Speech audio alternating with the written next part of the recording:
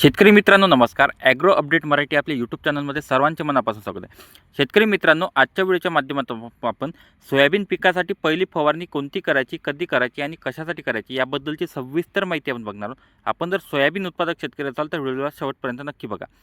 शेतकरी मित्रांनो, सोयाबीन पिकासाठी पहिली फवारणी आपल्याला तणनाशक फवारणी केल्यानंतर 5 ते 6 दिवसानंतर किंवा सोयाबीन पीक आपले हे 20 दिवसाच्या दरम्यान असल्यानंतर आपल्याला पहिली फवारणी हे करायची. ज्यामध्ये शेतकरी मित्रांनो, जो सोयाबीन पिकामध्ये चक्रीभुंगा किंवा खोडमाशी हे दिसून येते.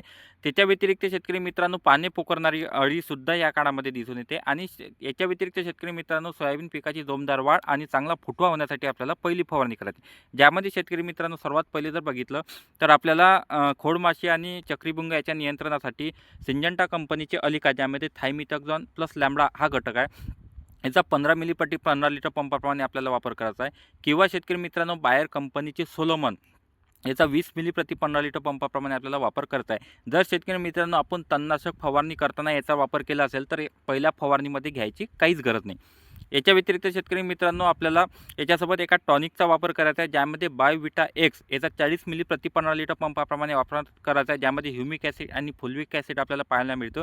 ज्यामुळे ज्याचा फायदा असा होईल की जे पिवळेपणा आपल्याला तणनाशक वापरल्यानंतर सोयाबीन पिकामध्ये दिसून येतो तो सुद्धा दूर होईल, हिरवेपणा येईल आणि वाढीला सुद्धा सोयाबीन पीक हे लागेल. आणि याच्या व्यतिरिक्त शेतकरी मित्रांनो, आपल्याला फुटवा करण्यासाठी एका विद्राव्य खताचा वापर करायचा. त्यामध्ये 11-36-24 जे ICL कंपनीचा आपल्याला विद्राव्य खत आहे, याचा 100 ग्रॅम प्रति 15 लिटर पंपाप्रमाणे आपल्याला वापर करायचा आहे. शेतकरी मित्रांनो, याच्या व्यतिरिक्त तुमचे काही प्रश्न असतील तर कमेंटमध्ये नक्की विचारा. व्हिडिओ आवडल्यास तर व्हिडिओला नक्की लाईक करा आणि इतर शेतकऱ्यांपर्यंत नक्की शेअर करा. आणि अशाच शेतीविषयक नवीन अपडेट आणि माहिती बघण्यासाठी आपल्या ॲग्रो अपडेट मराठी या यूट्यूब चॅनलला नक्की सबस्क्राईब करा, कारण हे चॅनल आपल्या शेतकऱ्यांचं आहे. धन्यवाद.